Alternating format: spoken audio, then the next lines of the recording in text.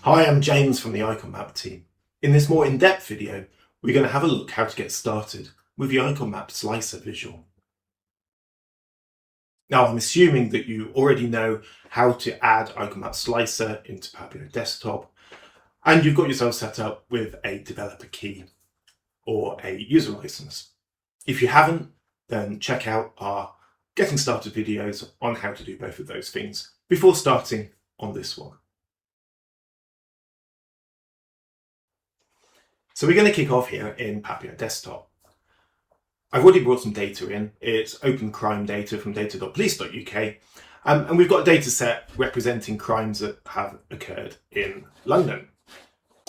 So let me start by adding the Icon Map Slicer visual onto my report canvas, make it a little bit bigger. And of course, the process of configuring Icon Map Slicer is no different to any other Power BI visual. First, we drag on our data fields, and then we go through the formatting pane and configure how we want it to look and behave. So as we start to bring on data fields, the first thing you'll notice is we have this concept of an ID field. Now, let me explain a little bit about this ID field before we get started. So let's imagine that this is our data set. We've got 11 rows of data in this data set. We've got 4 columns. We've got ID, longitude, latitude, and value. And you'll notice that the ID field is just the longitude and latitude merged together into a single text field. What's interesting about this data set, though, is even though we have 11 rows of data, they actually only relate to 3 unique locations. Now, we could send all 11 rows of data to the map visual and let it aggregate up. And that will work on smaller data sets. But when we start to look at tens of thousands of rows of data or even more, we don't want that to all happen in memory in the display layer of our report. We're much better letting Power BI aggregate up that data before sending it to the map. So if we use the ID field to create a unique identifier representing each location, we can then get Power BI's backend engine to do that aggregation for us. And then we end up only sending, in this case, 3 rows of data to our map visual. And it's going to perform much faster as a result. So in my example crime data set here, I've got the same concept. I've got a location ID field, which is simply the longitude and latitude combined into a single field. So let's add that onto my report canvas. I can then drag on latitude and longitude, and then crime count into my circle size field. And straight away, we'll get circles representing each of those locations that we have data for on the map. And because we're aggregating it up by location ID, we have larger circles for those locations that have more crimes. Another advantage of having the ID field is we can aggregate up at different levels. So if I now drag on local authority above location ID, we start to create a geographic hierarchy. What's happening now is each of those longitudes and latitudes is now being averaged to represent the center point of all of those longitudes and latitudes within each local authority area. So instead of getting all of the individual locations, we get one circle for each local authority in the center point of where we've got data for that local authority. And then because it's a hierarchy, Power BI will turn on for us the drill down capability. So if I click the drill down icon up here, I can then click on one of these local authority areas and it will drill down and show us the detail. And then of course, I can drill back up again.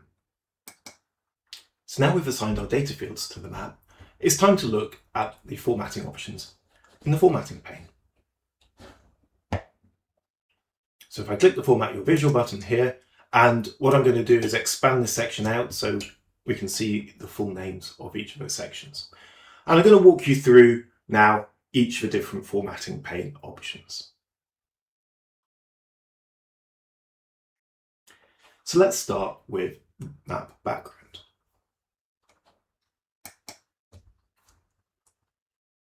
Icon Map Slicer comes with a range of built-in map styles.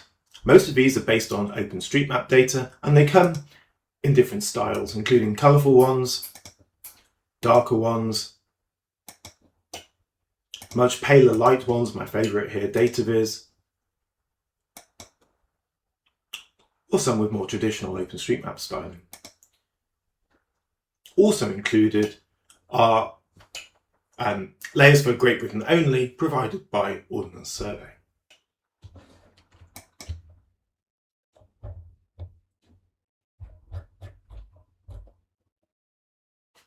It's possible to customize these map backgrounds. We can change the language displayed, and you can use Power BI's conditional formatting to provide the name of the language if you want to customize it for the language of your report users. And then we have some additional options that we can choose to customize what's shown on those background layers. We can choose whether we want our buildings in 3D. We can turn the map labels on or off, and there's the ability to turn them on, which I'll show you as a reference layer further down. We can decide whether we want roads and railway lines, local and international boundaries, whether we include buildings, point of interests, or land use. So let me turn some of those off as an example. And then we also have the option to override the colours of the water. So let's have a blue colour for the water and a shade of green for the land. And that gives us the opportunity to create maps that really do match the branding of the rest of your Power BI report. Then we also have some additional options here in Icon Map Slice. So we can turn on hill shading, and if I expand that out, you'll see that we've got a 3D effect now representing the hills and mountains on our map. And we can source that either from two versions from Icon Map at different levels of detail, depending on what you're trying to achieve. Or if you've got your own height model in your organization that you want to use for maybe a specific local case, then you can also bring in a custom URL for that. And then similarly, we have the same options here for 3D terrain. So let me match the source with the hill shading source. And then what this enables is I can then tilt map and view it in 3D. Perhaps if we move over to somewhere a little bit more mountainous, then you'll start to see the effect. We have our map shown in 3D terrain, so you can really see how your location data fits into the natural landscape. We also have the option to change the angles and views and how the lighting behaves on this. So now let's move on and talk about overlays and reference layers.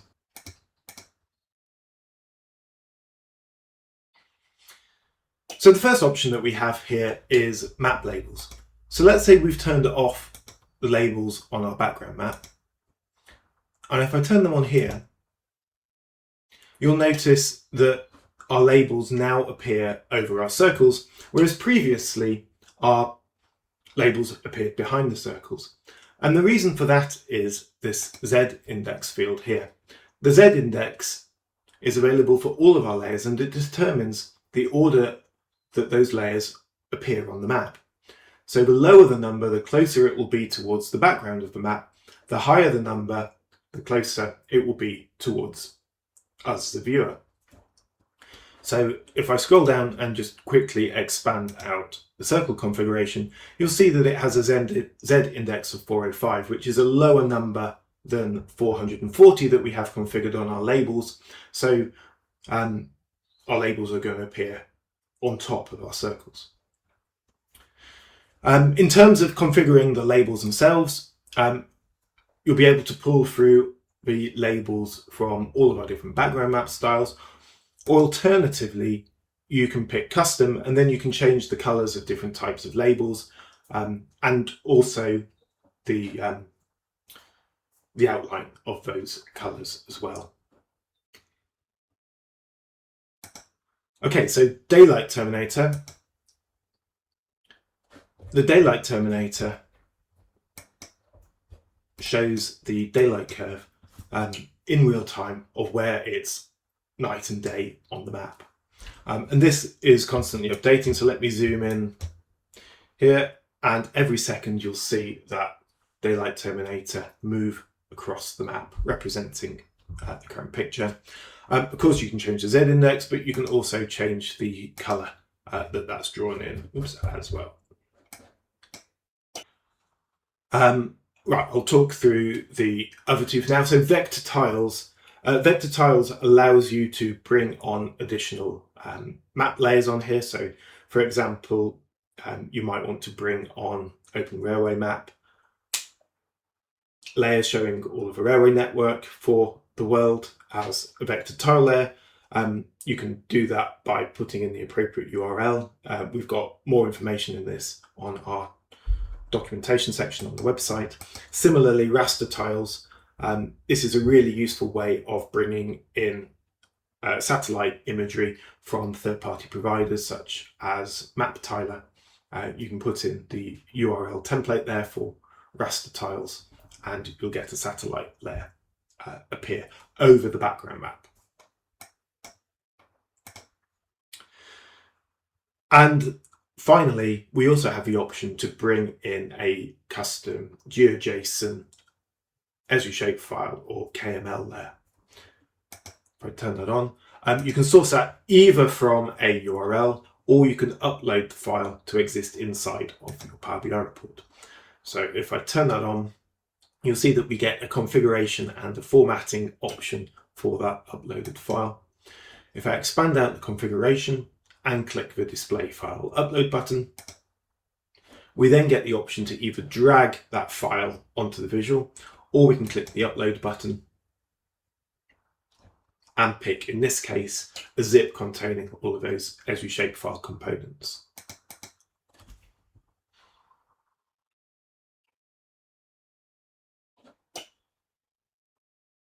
And here I've added our UK local authority boundaries onto the map, which will appear behind the circles.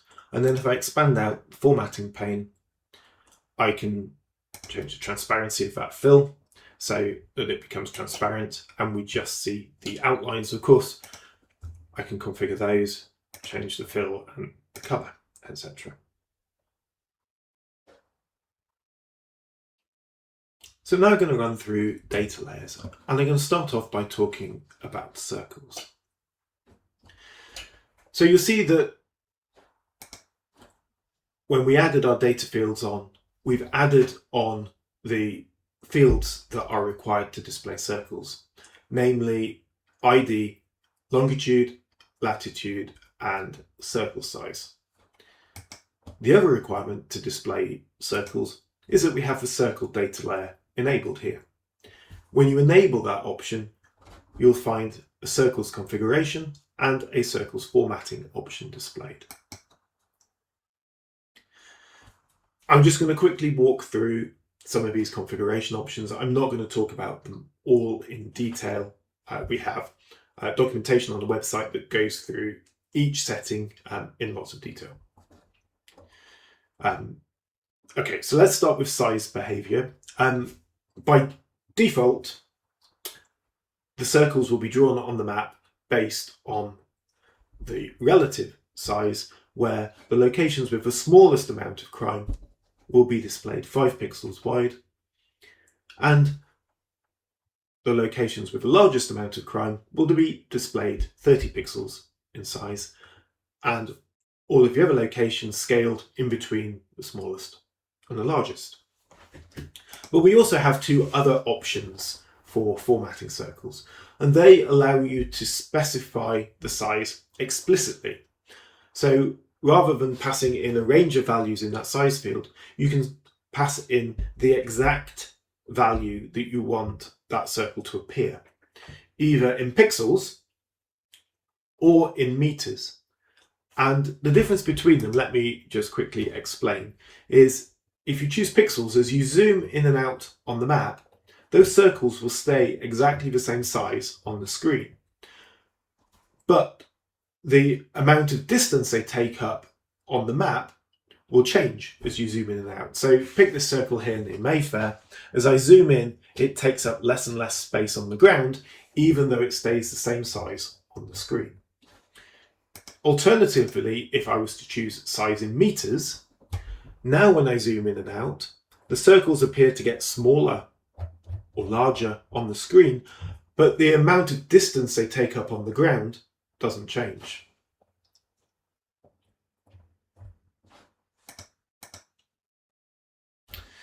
And then we have pitch, alignment and pitch scale. So these settings alter how the circles appear when you tilt and rotate the map. So if I change that to map, the circles will appear flat on the ground, for example, as I rotate.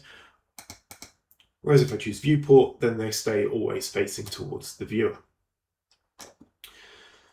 Auto zoom, so let me explain that. I'll just add on a slicer visual quickly for local authority. Let's drill down into the detail to show all of our detailed points. And then the default behavior is that it will auto zoom to those circles that we filtered to. However, you can also configure for auto zoom to be turned off.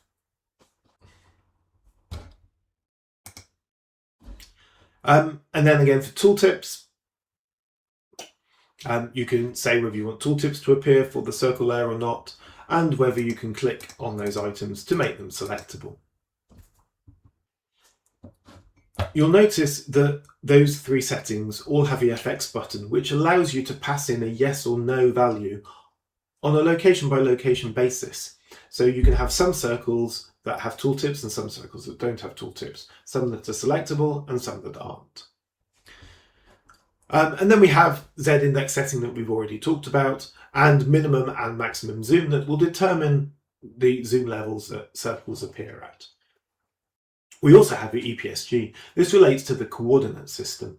The default is that we use longitudes and latitudes, EPSG 4326.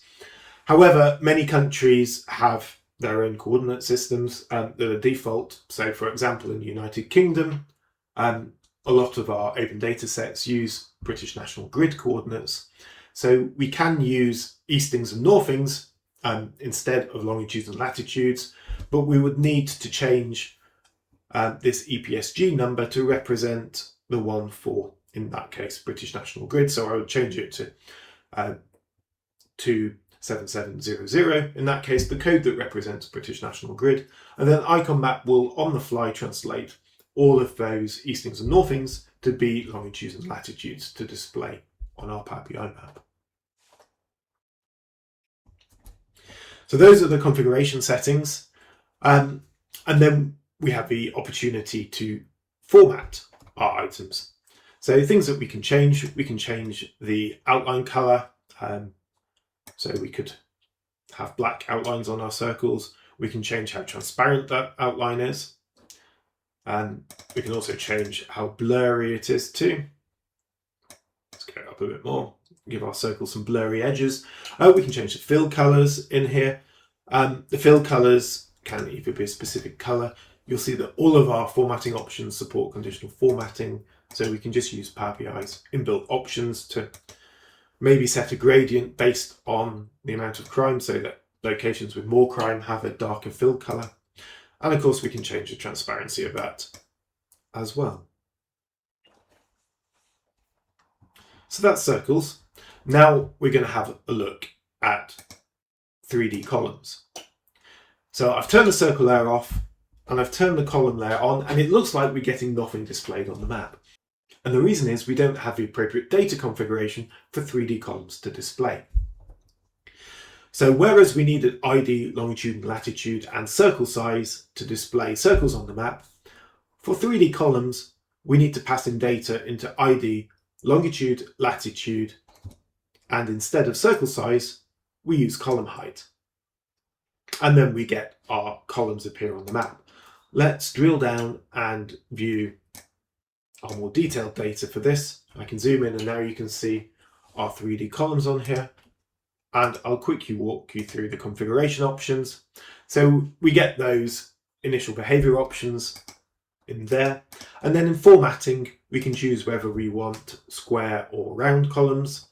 And we can choose that height behavior, whether we're going to pass in a specific value in meters to drive that height, or whether we're going to use a range between a min and max value described here. We can change how wide those columns are. So if we want larger ones, we can increase that value and we'll get fatter columns, and we can change the color and transparency. So again, we could have a gradient based on the amount of crime. Let me also change that to thinner circles. And we get our 3D columns that we can zoom right out or zoom in. So now let's move on and have a look at how we can represent our data using geospatial grid systems and aggregate up those individual longitudes and latitudes and display them as cells. So I'm going to move my crime count field down into the cell option, and then in the formatting pane, turn off our column layer and turn on cells, and we'll get all of those longitudes and latitudes initially aggregated up into Uber's H3 hexagons. Now, if I expand out the configuration section, you'll see that there are a number of different options available here from the source. So let me just quickly explain these. So first of all, we support 3 different geospatial grid systems. We support Uber's H3, represented as hexagons, Google's S2, represented as rectangles, and A5's represented as pentagons. And for each of those, we can either use our individual longitude and latitude point data, aggregate them up depending on which of those grid cells they would appear in, and then we can use conditional formatting to change the color intensity based on how many points we have in each cell. Or if you've already got source data that has the H3, S2 or A5 cell IDs, then you can put that field into your location ID field, and then Icon Map will natively understand which cells to display on the map. But in this case, we're going to generate our cells from the underlying longitudes and latitudes. I'll stick with H3 for now. Let me just tweak the colors to something that makes a little bit more sense. So we're going to start at blue, then go through to yellow, and maybe then to red. And back in the configuration, it defaults to resolution 3, which generates really large hexagons, but we can increase, 10 might be a little bit small. Let's go to something like 8. And then if we choose 8, you can see that we get hexagons covering all of that area in London, and we get those in 10 cells here at the beginning. The benefit of using cells rather than a heat map, for example, is that we can use it to interact with the rest of our report. So for example, if we added in a crime type or bar chart showing the breakdown of crimes by type, then I can click on one or more cells on our map, and it will then show the breakdown for types of crime within that individual cell. And I can hold Control down and select multiple cells. And later on, I'll show you how to turn on things like the lasso tool so we can draw around the map and select multiple quickly and easily. Next, we're going to have a look at how we can place images and icons on our map. Now, we've got multiple different options for doing this, so let me walk you through them. Now, the first of which is to use a field in our data that contains the URL of an image. In this case, I'm using a DAX measure, but it can equally just be a field. So you can see here, I've got my measure called image, and in there we have a URL pointing at, in this case, an SVG image, but it could also be a PNG or a JPEG. There are some requirements in terms of where you can host these images. Firstly, they must be publicly available, and the hosting provider needs to support something called cross-origin, and the hosting provider needs to support something called CORS. I suggest you check out our documentation for more details on that. So what I'm going to do first is drag in the image field into the image WKT GeoJson section here in the fields, and then over in the formatting pane data layers, I'm going to turn on the images and icons option, and then we'll get the image I've chosen showing for each of those locations. And of course, we can have a different URL for each location. It doesn't just have to be the same one. And then we can go through the configuration, and we can do things like change the width and the height of that. This image is slightly longer than it is wide, and we can change the width and the height independently. And both of those options support conditional formatting. So if you've got different images with different types of dimensions, you can set those appropriately. We also have the option to rotate images around, so that if you're, for example, maybe tracking vehicles or aircraft, then you can put in a compass bearing, say 45 degrees, and it will then rotate that image by that number of degrees. Obviously, if you want it to reflect your compass bearing, then make sure your image is pointing north and then rotate it around, and it should represent the appropriate direction. Other options in here, we've got, similar to we had with circles, we've got alignment with the viewpoint. So at the moment, our images will always face us as we rotate the map, but we can draw them flat on the map as well. We can change transparency. Talk a little bit about this offset overlapping images option here. So if we have multiple images at the same location, and by that it will need to have a different value in the ID field for each, but with the same longitude and latitude, we can turn on this option here and it will show those images side by side rather than on top of each other.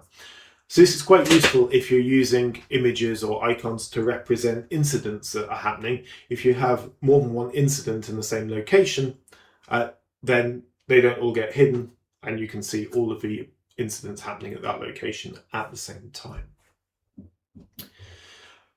So that's the first way of putting images on the map. If I remove the image field on here, the other option that we have is I can just take a URL. So I'll cut and paste the one I've been using there with the Icon Map Slicer logo. And in configuration, I can instead just choose custom URL, and then I can paste in that URL into the formatting pane here. And I can use conditional formatting to change that value based on rules or a DAX formula, or I can bind it to a specific field. The other option that we have is, rather than using images, we can show icons. If I click the Show Icon Library option, built into Icon Map Slicer, we have an icon library filled with thousands of different options for icons. So, I don't know, let me pick something at random. If I search for police, for example, then we get an icon relating to police. We can do houses, buildings, all sorts of, different icons available, which should give you some good choices. to add onto your map. If I pick an icon, you'll notice that it gives you the name or path of that icon, which you can copy into the report. You don't need to do that. You can just hit OK and it will add it to this icon path here. But the benefit of copying it is if you want to set up different conditional formatting rules based on criteria in your data, you can display different icons from the icon library using that icon path. But the other way of showing icons is simply to use Unicode symbols or text. So I can just type in this box here and it will generate an icon for me based on what I've typed. So I can just type text. I can use conditional formatting to have different icons and different text on a row by row basis. Or my favourite option actually is, as well as using Unicode characters as we have here to show this triangle, I can actually just use Windows inbuilt emoji selector. So if I hold the Windows key and the semicolon key down on my keyboard, that brings up Windows built-in emoji selector. So if I pick the emoji icon, I can scroll through and pick any of these. And the choice is endless, and of course you can search in here as well, trying to carefully pick something that's not inappropriate, but let's pick that one, and you'll see that that icon gets added onto our map, and I can pick multiple. Let's choose a picture of a house, and if I close that down, we can then choose, if we've got text on here, then I can choose the colour of that text. I can change the colour of the background around the image. Or if you just want the image on its own, then you can set the transparency to 100 and you'll just get that, in this case, emoji. And we still have the option here to size it dynamically and to rotate those icons as well. In this example, we're going to have a look at how to draw lines on our map. For this, we're going to use a slightly different data set. I've brought in some data that represents all of the different routes flown by the various airlines around the world. It's a big data set, so I've added a Power BI slicer on here and I've filtered down to London and currently one specific airport, London Gatwick.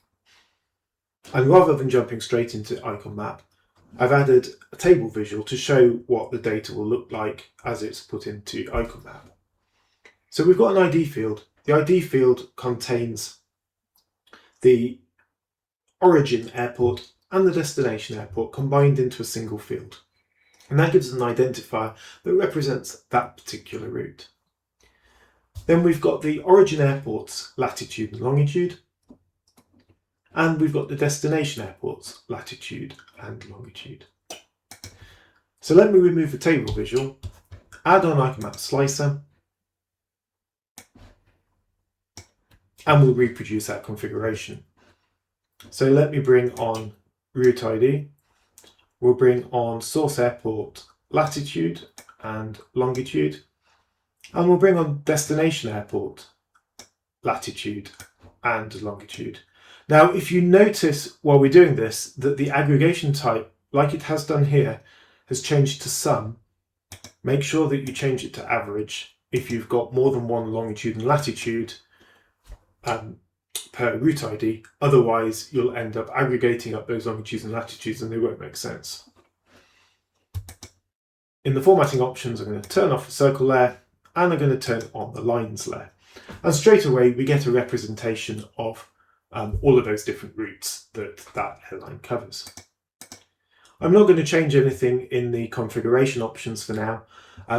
There's options in here that allow you to add circles at the beginning or end of each line, and alternatively add images at the beginning and end of each line. I'm not going to cover that in this overview video. If you want to see that in more detail, then check out the documentation for further instructions on how to do that.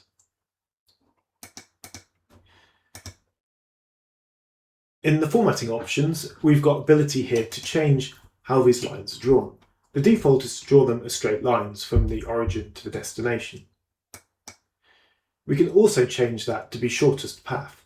These lines will be drawn following the curvature of the Earth. We can also draw them in 3D, so I can tilt the map and show those lines. Or we can show them as a kind of flow map where all of the different routes branch out from the origin. We have options in here, obviously, as we do with the other options, to change the colours. I can also change the width as well, so we could count up effectively the number of airlines covering each of those routes. The width is a width in pixels, so you might need to write a DAX measure that calculates that number based on a range. But for now, there aren't that many airlines that cover each of these different routes, so it's returning a sensible value for us to use as a width in pixels. And then we have options for adding symbols along our lines if we want some directional arrows, for example. We can change that to, instead of being directional arrows, we could put on the route name if we wanted to. Here I'm just typing in some text which will be the same on each route, but you can use conditional formatting to pick a field from your data to add on some additional specific information for that route. And then there's lots of configuration options for how that appears. So we're going to move on now and have a look at how we can bring in shapes, and by shapes I mean polygons, lines and points, that are stored in a geometry or geography data type in our underlying data source, and then brought through into our Power BI dataset. So examples of this are maybe Postgres, SQL Server, Snowflake, Databricks, all of which have good support for geography and geometry data types. I suggest you check out our documentation because there are some caveats to do with the number of characters supported by Power BI when you bring this data in. And on our website, we have some workarounds for getting around these limits. But once you've done that, you should end up with some data that looks like this. So in this example, we're going to plot some electricity power lines on the map. In my data set, I've got a row for each of those sections of cable. I've got the geography data, the geometry, in well-known text format. In this case, they're all line strings, but equally they could be multi-line strings or polygons, points, multi-points, etc. And then I've got two more columns. I've got a column for how wide that line segment is going to be, and a column to represent what color it's going to be. So let me remove my table and replace it with Map Slicer.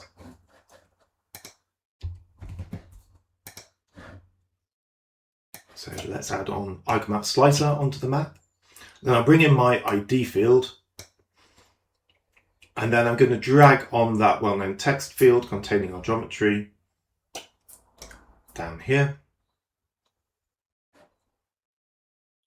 And then in data layers in the formatting, I'm going to turn off circles and turn on well-known text or GeoJson from data. And then we'll get our lines displayed on the map. And I can then go through and configure it. So everything I want to change this time is in formatting, but just to point out, similar to when we're drawing lines from origin to destination coordinates that we've already looked at, we can also choose whether we want to put an image at the start or end of a line string. We've also got some options as well, I should point out, for smoothing line strings and for drawing Bezier curves as well. But for now, I'm just going to stick to looking at the formatting options. So I'm going to change the color. Now, rather than using gradient formatting, I'm just going to pick field value and pick the field that contains our color code, then our power lines should get drawn in the appropriate colors. And I'm also going to change the width as well to be based on that line width field.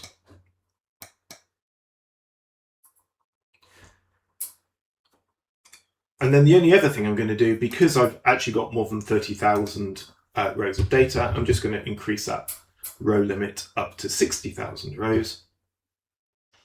And then we'll get all of our power lines drawn correctly on the map, color coded, in this case by their voltage and type, but based on that color field that we've got in the data, and also the line width based on the type of power line as well.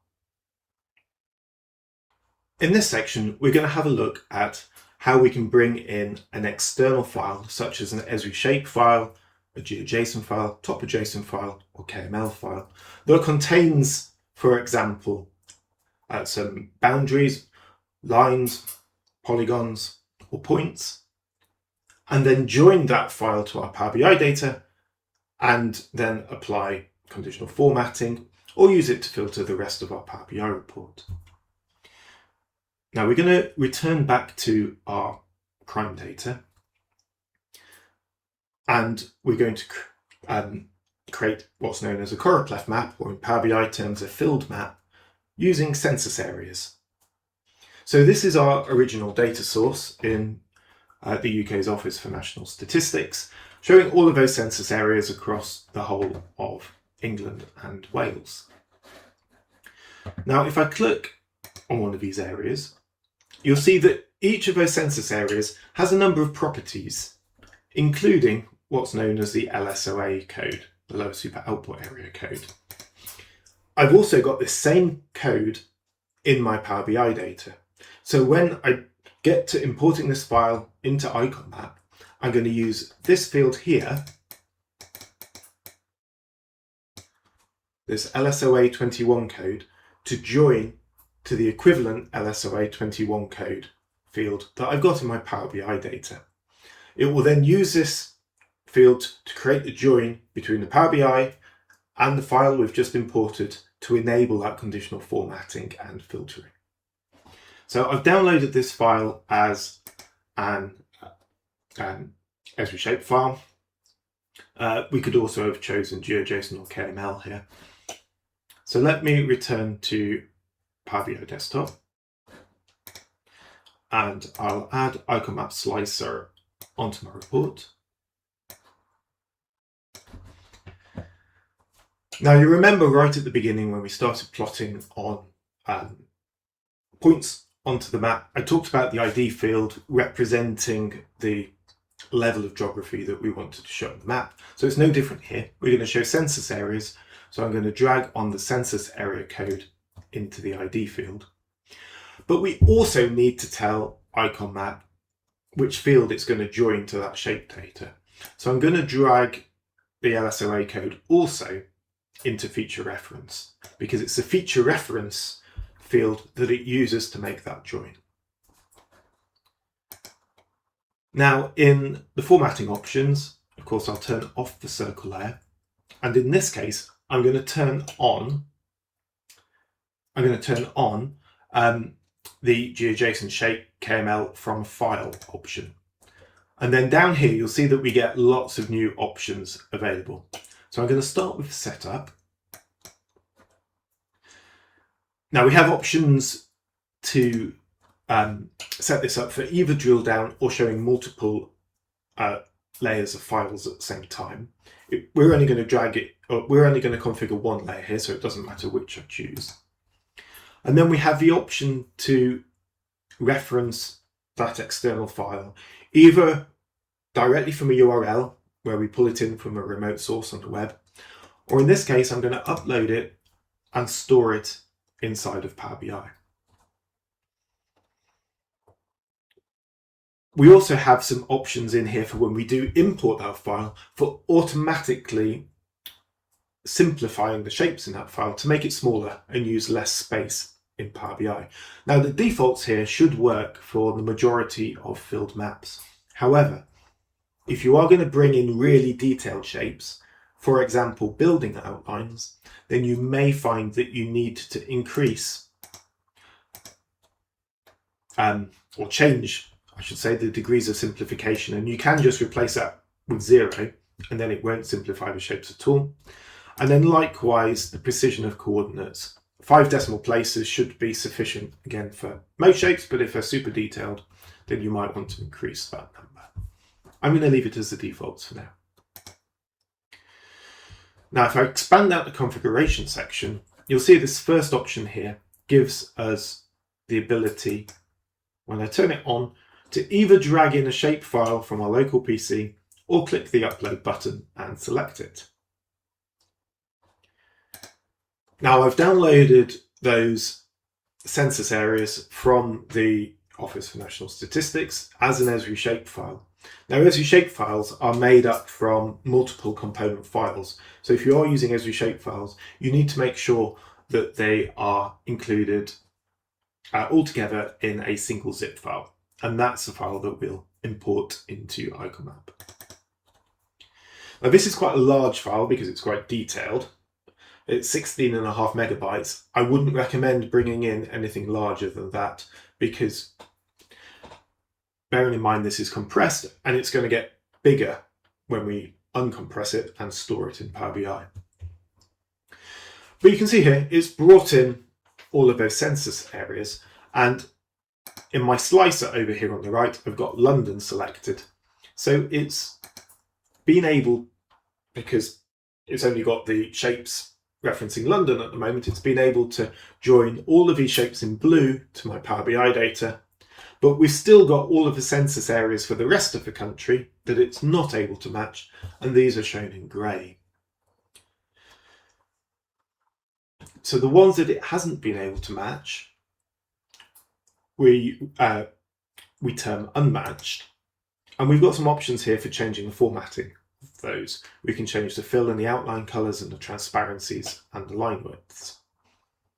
However, what we can do back in the configuration here is choose to remove any map shapes from the visual completely, and then it will only show the ones that it's been able to match back to our Power BI data.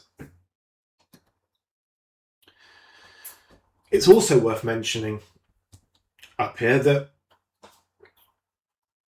whilst we've dragged in the LSOA code from our Power BI data into feature reference, we haven't told it, if you remember back in our source, that we've got multiple properties here in our underlying file.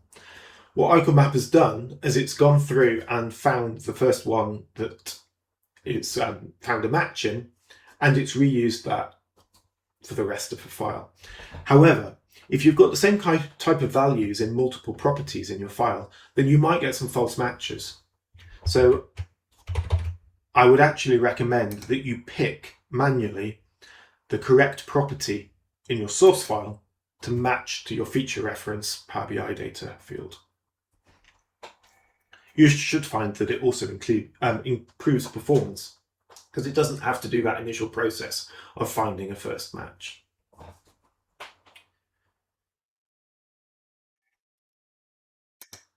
And then to create our choropleth map, what I'm going to do is just use Power BI's conditional formatting option on the fill, and then as we have in other examples, I'm going to base that as a gradient on our number of crimes. And then what will happen is, I'll zoom in here, we'll get shapes with a darker fill colour based on the amount of crime in those census areas. The other thing I can do, as well as we have in other layers previously, is base the extrusion height as well on the number of crimes. So let me pick somewhere like this, zoom in,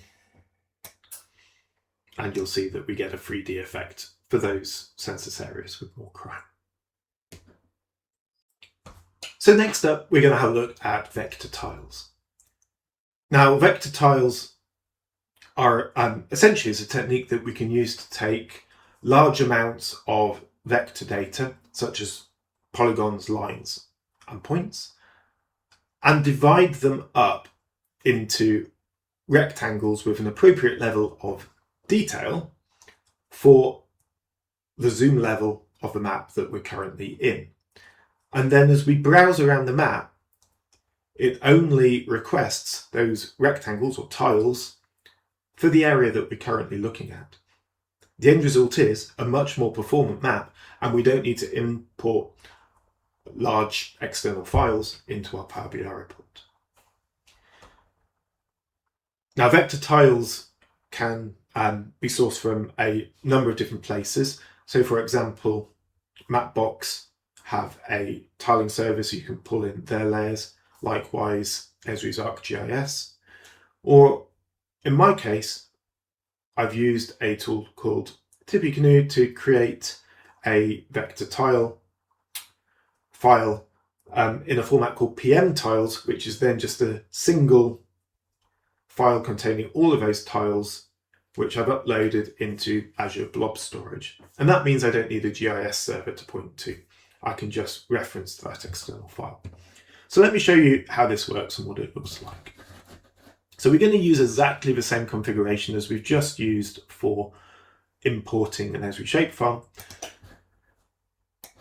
but I'll build it again from scratch. So I'll pull in Icomap Slicer. We're going to show census areas again. So I'll pull in my LSOA code into the ID and feature reference, because vector tiles are no different to normal external files. We still need to create a join between our Power BI data and our external source. Then in data layers, of course, turn off circles, and this time I'm going to turn on vector tiles. Now for setup, because I'm using PM tiles, I'm going to turn that on. And then I'm also going to turn on this option for auto detect bounds. Now, unlike importing in an Esri shapefile or a GeoJson file, when you're using external tiles, the map doesn't automatically know what the extent of those tiles are. They might have coverage for the whole of the world, or they might just have coverage for a small town. But because we're not importing all of that data into the map, it doesn't know. So if we turn on auto detect bounds, this will enable Icomap to automatically zoom to the features that we have selected on the map. So expand out configuration. I'm going to paste in the URL for my PM tiles sat on Azure Storage. And you'll see in the same way that it did when we imported an external file, it's already matched all of those census areas in London. I can choose particular property in that vector tile file, but I'll just leave this as automatic. And we've got that same option as well to remove unmatched shapes. Some vector tile files have multiple layer names and you only want to match against shapes in one of those layers. So if that is the case, you can manually enter the layer name there. In this case, I'm just going to do what we did before and choose gradient formatting based on the number of crimes. And of course, the great benefit of vector tiles is I can zoom all the way in and not lose any of that fine detail on my census area boundaries.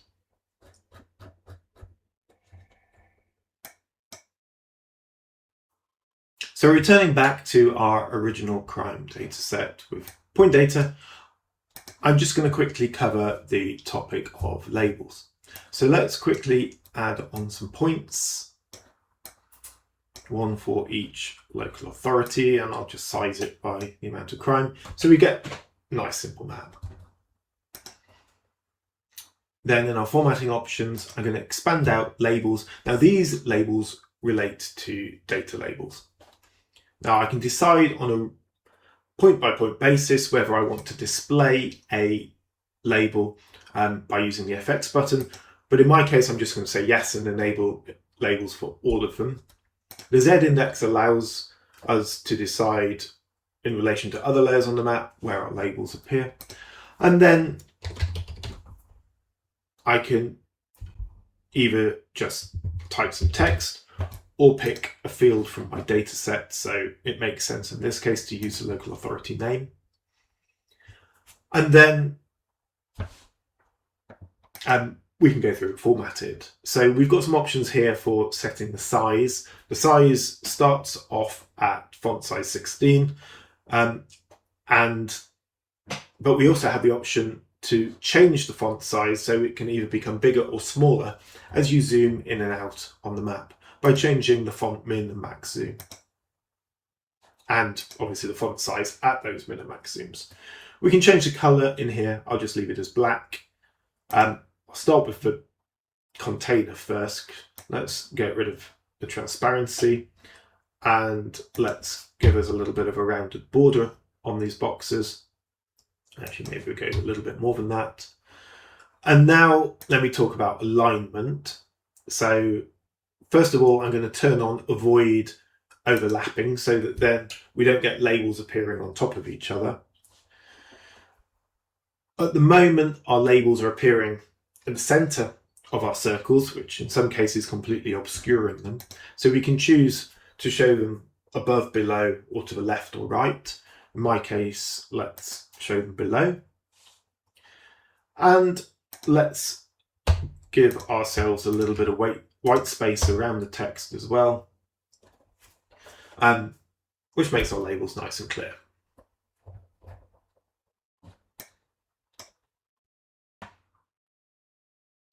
So the next topic to talk through is how we select items on the map.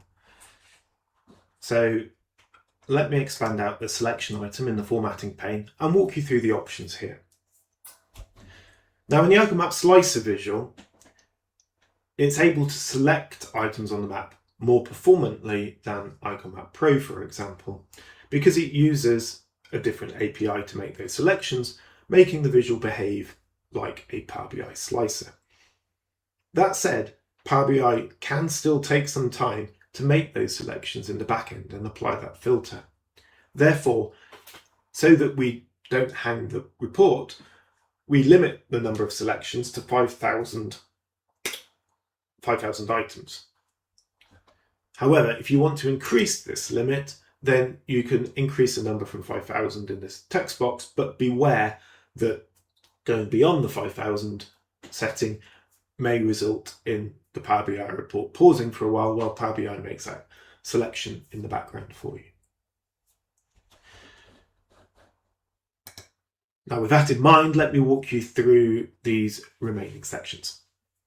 So the first option is background clear selection. So if I select an item on the map, to clear that selection I can either click it again or I can click in an empty space on the map. We've had feedback that some users don't like that behavior. So if I turn that off, then you have to click on the item again. Or we can turn on the clear selections button so I can select items on the map and then clear all selections and it will reset the selected items. Now by default, you'll notice that when I'm selecting a circle here, it's just selecting the one item I've clicked on. If I turn on select intersecting items, then when I click this circle, it will not only select that circle, but also all the other circles that it's touching. And we can increase the buffer here so that we can select items even further away.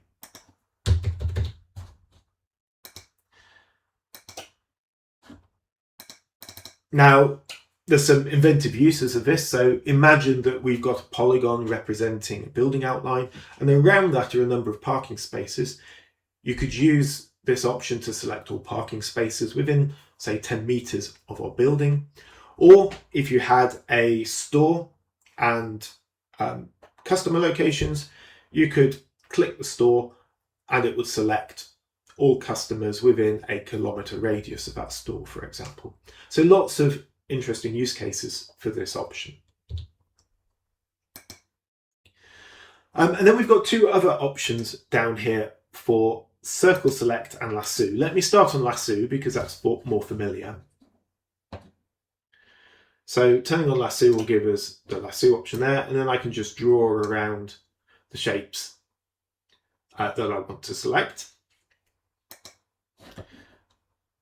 We've got some formatting options as well, so you can change what colours that lasso appears in. And then circle select allows us to select to click on the map and then drag out a circle, allowing us to select, in this case, all locations within a kilometre from that initial location that I clicked on. And you can choose whether you want to use metric, imperial or nautical units to be displayed when you drag out that circle.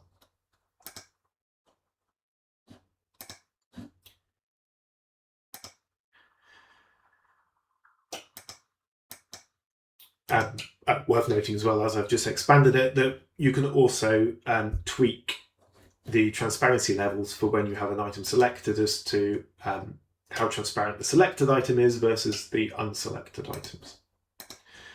And then finally on selection, I want to show this feature, which is definitely my favourite.